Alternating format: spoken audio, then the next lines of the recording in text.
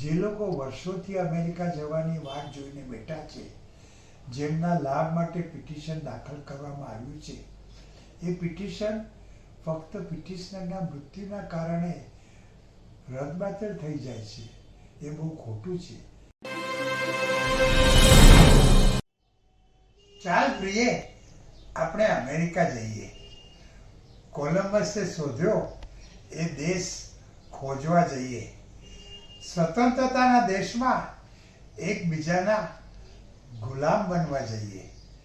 સેવે સૌ અમેરિકન સ્વપ્નું આપણે સ્વપ્ના નિજના જોવા જઈએ.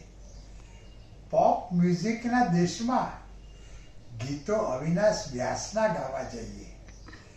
મિસિસિપી અને ગંગા નદીનો ફર્ક જોવા જઈએ.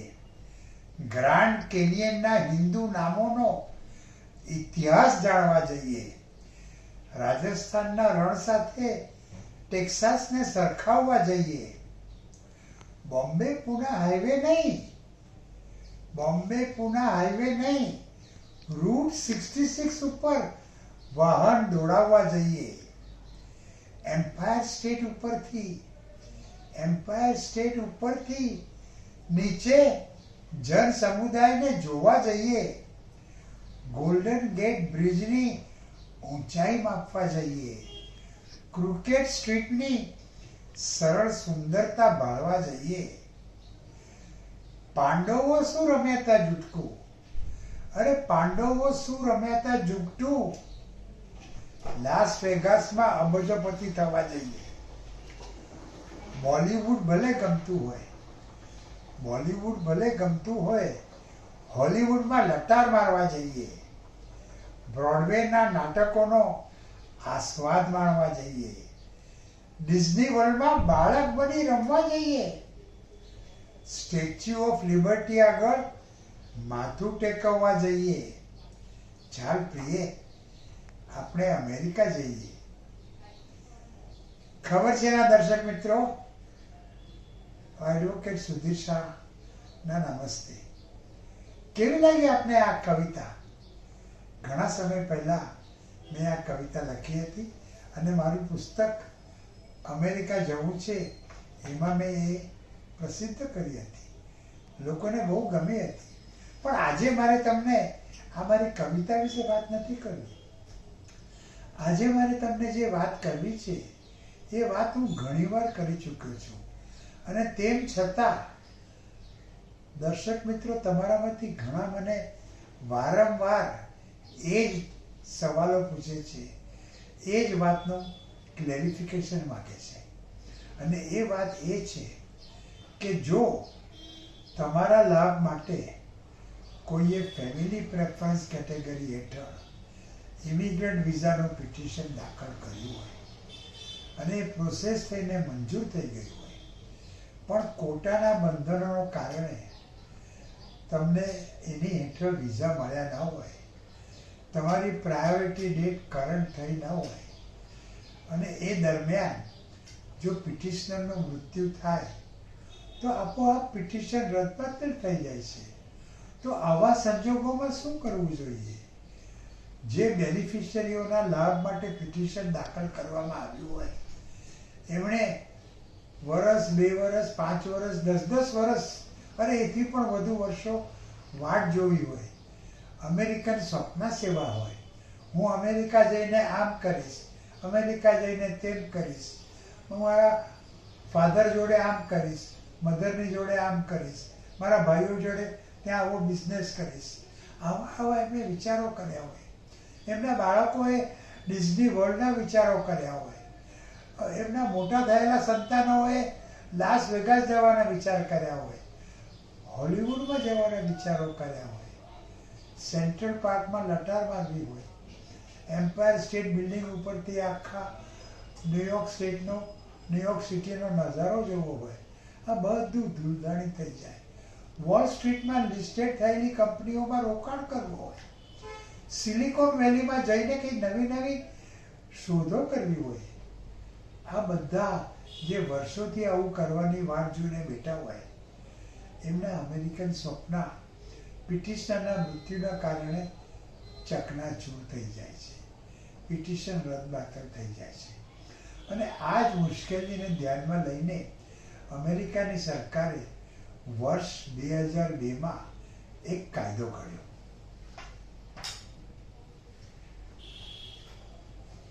Family sponsor immigration act of 2001. આ કાયદા હેઠળ એવું ઠરાવવામાં આવ્યું કે જો પિટિશન દાખલ કર્યા બાદ એ એપ્રૂવ થયું હોય અને પછી એની હેઠળ હજુ વિઝા ન મળ્યા હોય, એ દરમિયાન જો પિટિશનરનું મૃત્યુ થાય તો જે પિટિશન આપોઆપ રદબાતલ થઈ જતું હોય છે, કેન્સલ થઈ જતું હોય છે, એને અન્ય કોઈ વ્યક્તિ એ મૃત પિટિશનરની જગ્યા લઈને સજીવન કરી શકે છે. આ પ્રક્રિયાને સબસ્ટિટ્યુશનની પ્રક્રિયા કહે છે. એટલે કે જો જેના લાભ માટે પિટિશન દાખલ કરવામાં આવ્યું હોય એની પત્ની યા પતિ અમેરિકન સિટીઝન યા ગ્રીન કાર્ડ ધારક હોય, માતા પિતા ગ્રીન કાર્ડ ધારક યા સિટીઝન હોય, મધર ઇન લો અને ફાધર ઇન લો કે પછી સંતાનો અમેરિકન સિટીઝન યા ગ્રીન કાર્ડ ધારક હોય, દીકરો દીકરી, son in law, daughter in law, sister in law, brother in law, grandparent, grandchild અને લીગલ ગાર્ડિયન, આમાંનું કોઈ પણ અમેરિકન સિટીઝન હોય યા ગ્રીન કાર્ડ ધારક હોય તો એ અરજી કરીને મૃત પિટિશનરની જગ્યા લઈ શકે છે. હવે આ મૃત પિટિશનરની જગ્યા કોણ લઈ શકે, હું તમને ફરીથી એકવાર કહું છું, ધ્યાનથી સાંભળો અને જો જુએ તો લખી લો. મૃત પિટિશનરની જગ્યા આ લોકો લઈ શકે છે. બેનિફિશિયરી જે હોય એની પત્ની યા પતિ, એના માતા પિતા, એની માતા યા પિતા, સાસુ, સસરા, ભાઈ યા બહેન, સંતાનો જે લોકો 18 વર્ષની ઉપરના હોય, સન ઇન લો એટલે કે જમાઈ, ડોટર ઇન લો એટલે કે વહુ, sister in law, brother in law, grandparent, grandchild or legal guardian, આમાંની કોઈ પણ વ્યક્તિ જો અમેરિકન સિટીઝન હોય અથવા તો ગ્રીન કાર્ડ ધારક હોય તો એ અરજી કરીને મૃત પિટિશનરની જગ્યા લઈ શકે છે. હા, એમણે જે ફોર્મ I-864 એટલે કે એફિડેવિટ ઓફ સપોર્ટ બેનિફિશિયરી માટે આપવાની હોય છે એ આપવી જોઈએ. પણ જો એમની ઇન્કમ, એમની આવક પૂરતી ન હોય આવી એફિડેવિટ ઓફ સપોર્ટ આપવાની તો ચાલે, એમણે આવી એફિડેવિટ આપવી જોઈએ અને એમની સાથે સાથે બીજા કોઈ અમેરિકન સિટીઝન યા ગ્રીન કાર્ડ ધારક જો સપોર્ટિંગ એફિડેવિટ આપે તો ચાલે.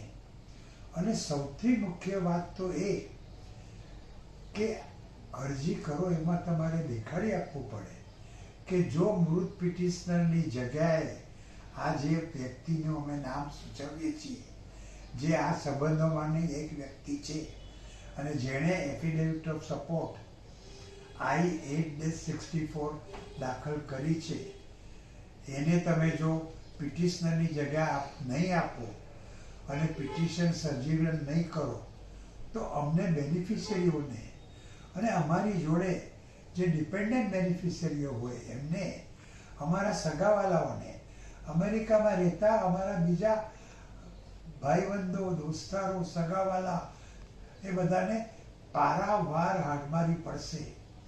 અમે વર્ષો સુધી અમેરિકા જવા માટે વાટ જોઈને બેઠા છીએ અને આમ અચાનક પિટિશનરનું મૃત્યુ થયું એટલે પિટિશનનો અંત આવ્યો છે. એટલે મહેરબાની કરીને તમે, અમે આજે સબસ્ટિટ્યુશનની અરજી કરી છે એ મંજૂર કરો. માનવતાના સિદ્ધાંત ખાતર પણ એને મંજૂર કરો, નહીં તો અમને પારાવાર હાડમારી પડશે અને એ બહુ જ અયોગ્ય ઠરશે, ખોટું ગણાશે. અમેરિકા જે ઇમિગ્રન્ટોનો દેશ છે, જે કૌટુંબિક એકતાની ભાવના ધરાવે છે, એને તો આવું ખાસ કરવું જોઈએ.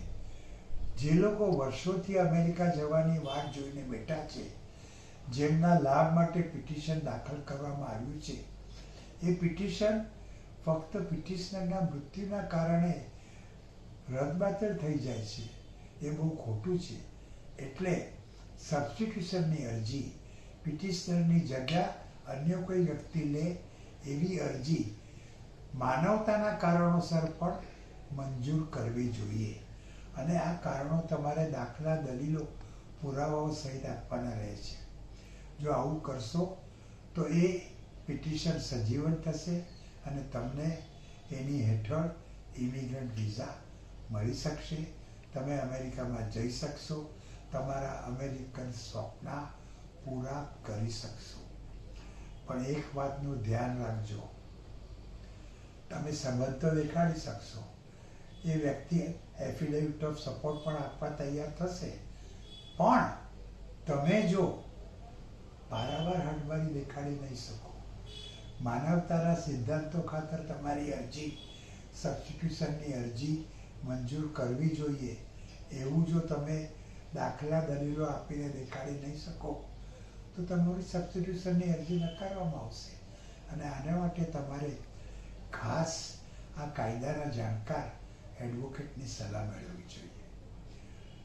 તો દર્શક મિત્રો, તમારામાંથી જેમના લાભ માટે પિટિશન દાખલ કરવામાં આવ્યું હોય, એ એપ્રૂવ થયું હોય, પણ પિટિશનરનું મૃત્યુ થયું હોય, તો ડોન્ટ ટેક ટેન્શન. ભાઈ હું ના, મારી પાસે આવો, હું તમને આ કાયદા હેઠળ ફેમિલી સ્પોન્સર્ડ ઇમિગ્રેશન એક્ટ હેઠળ સરખી રીતે સબસ્ટિટ્યુશનની અરજી કરાવી આપીશ અને તમને ઇમિગ્રન્ટ વિઝા અપાવી શકીશ. અને મારો મોબાઈલ નંબર તો તમને ખબર જ છે, 9820419469. અને મારું ઈમેલ એડ્રેસ છે sudhirshah1940@gmail.com. અને હા, ઓગસ્ટ મહિનાની 20મી તારીખે હું સુરતમાં છું અને 21 અને 22મી તારીખે અમદાવાદમાં છું. સુરતમાં હું યુવરાજ હોટલમાં છું અને અમદાવાદમાં હું વેસ્ટર્ન હોટલમાં છું. તો તમે મને સુરતમાં કે અમદાવાદમાં પણ મળી શકો છો. અને તમારા જીવનમાં જો આવી કોઈ ઘટના બની હોય તો સબસ્ટિટ્યુશનની અરજી કરીને એનું નિરાકરણ લાવી શકો છો. અને આ સિવાય અમેરિકાના ઇમિગ્રેશનની બાબતમાં, અમેરિકાના વિઝાની બાબતમાં તમને કોઈ પણ મૂંઝવણ હોય તો ડોન્ટ ટેક ટેન્શન. મેં હું ના